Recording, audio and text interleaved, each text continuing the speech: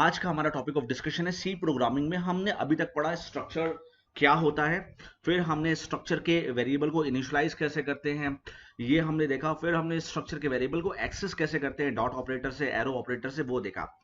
आज हम एक स्ट्रक्चर का प्रोग्राम देखने जा रहे हैं कि वो स्ट्रक्चर का प्रोग्राम कैसे चलता है, क्या है वो स्ट्रक्चर का प्रोग्राम। So let start. वो सारे के सारे कंसेप्ट को अप्लाई करके हम एक प्रोग्राम बनाते हैं। तो यहाँ पे आपके सामने एक प्रोग्राम है जिसे मैं समझाता हूँ। Write a program to store information of two employees using structure. Structure का इस्तेमाल करके हमें इंफॉर्मेशन ऑफ एम्प्लॉय को स्टोर करना है, दो एम्प्लॉय की इंफॉर्मेशन को स्टोर करना है, दो तीन वट। तो यहाँ पे दो के लिए अलग अलग काम करेंगे, फिर बाद में हम कुछ और एरे ऑफ स्ट्रक्चर्स भी देखेंगे। तो यहाँ पे पहले वो समझते हैं। तो लेट्स स्टार्ट।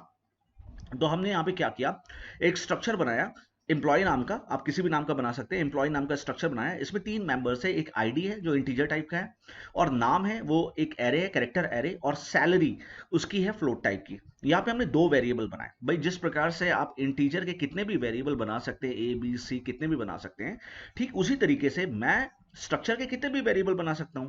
तो E1 E2 मैंने वेरिएबल बना लिए। The moment you create this variable, मैंने आपको पहले भी बताया था, जैसे ही आप ये वेरिएबल बनाएंगे, तो जब आप ये वेरिएबल बनाएंगे तो एक बहुत इंपॉर्टेंट चीज होगी जिसको आपको ध्यान रखना है कि एक मेमोरी क्रिएट होगी, जो आपको हमेशा याद रखना है कि एक मेमोरी क्रिएट होगी। अब वो कैसे होगी ये ध्यान से देखें। अब आप, तो अब जैसे ही आपने ये वेरिएबल E1 E2 बनाया तो एक मेमोरी क्रिएट होगी, एक E1 नाम की मेमोरी क्रिएट होगी। मैं थोड़ा सा बड़ा बनाता हूं ताकि आपको समझ में आए। एक E1 नाम की मेमोरी क्रिएट होगी, एक E2 नाम की मेमोरी क्रिएट होगी। The moment you create this variable of structure, दो वेरिएबल बनाए E1 और E2, ठीक है। अब हर वेरिएबल में तीन पार्ट, एक है आईडी, एक आईडी है, एक एरे है किसका, 50 साइज का। तो कुल मिला के कुछ एक ऐसा एरे यहां पे बन जाएगा 50 साइज का, डॉट डॉट डॉट 50 साइज का, और एक सैलरी। तो एक आईडी है, एक नेम है, और एक आपका सैलरी है। ठीक इसी तरीके से यहां पे भी E2 में भी तीन पार्ट हो जाएंगे, और ये भी एक आपका एरे बन जाएगा डॉट डॉट डॉट 50 साइज का। एक आईडी है, आपका एक नेम है, और एक सैलरी है। तो ये आपको पता होना चाहिए मेमोरी स्ट्रक्चर। अगर आपको मेमोरी स्ट्रक्चर पता है तो सारी चीजें आपके लिए बहुत क्लियर है। अब आती है सबसे बात। अब हम मेन के अंदर गए, हमने E1 की आईडी को इनिशियलाइज किया 101 से। E1 की आईडी, E1 ये है उसकी आईडी है, इसमें 101 डाल दिया, फाइन। तो E1 की आईडी में 101 आ गया। मैं कलर चेंज कर लेता हूं ताकि आपके लिए और चीजें एकदम क्लियर हो जाएं। तो ये 101 हो गया, ठीक है। अब मैंने क्या किया, string copy function strcpy function इस्तेमाल किया। मैंने कहा E2 के नेम पे, सॉरी, अब मैंने स्ट्रिंग कॉपी फंक्शन इस्तेमाल किया E1 के नेम पे। E1 के नेम में क्या डाल दो, जेम्स। तो जेम्स, तो स्ट्रिंग कॉपी ने क्या किया, E1 के नेम में जेम्स डाल दिया, JAMES, जेम्स आ गया, फाइन, ओके। उसके बाद E1 की सैलरी में 56,000, तो ये 56,000 और 56,000 ट्रिपल जीरो, तो ये ट्रिपल जीरो आ गया, और डॉट डॉट डॉट 000 जो भी होता है वो आपका आ जाएगा एज इट इज, फाइन। तो यहां तक आपका ये काम हो गया। अब आपने क्या किया, स्टोर्ड, यहां पे आपने पहले एम्प्लॉय की इंफॉर्मेशन स्टोर की, अब यहां पे आप दूसरे एम्प्लॉय की इंफॉर्मेशन को स्टोर करें। E2 की आईडी में 102, यहां पे 102 आ गया। यहां पे दूसरे के नाम पे E2 के नेम पे स्ट्रिंग को कॉपी किया, स्ट्रिंग कॉपी फंक्शन है स्ट्रिंग हेडर फाइल के अंदर strcpy। आपने E2 के नेम में अंदर क्या कॉपी कर दिया, this is source and this is source and this is destination. ये सोर्स, ये आपका सोर्स है, और ये डेस्टिनेशन है, यहां से उठाना है, यहां पे डालना है, फाइन। अब आपने जेम्स बॉन्ड डाल दिया, तो यहाँ पे ऑब्वियस है जेम्स बॉन्ड, मैं पूरा नहीं लिख रहा हूँ, जेम्स बॉन्ड एकदम आ जाएगा, फाइन। उसके बाद E2 की सैलरी, तो E2 की सैलरी में 126,000 ये आ गया, फाइन।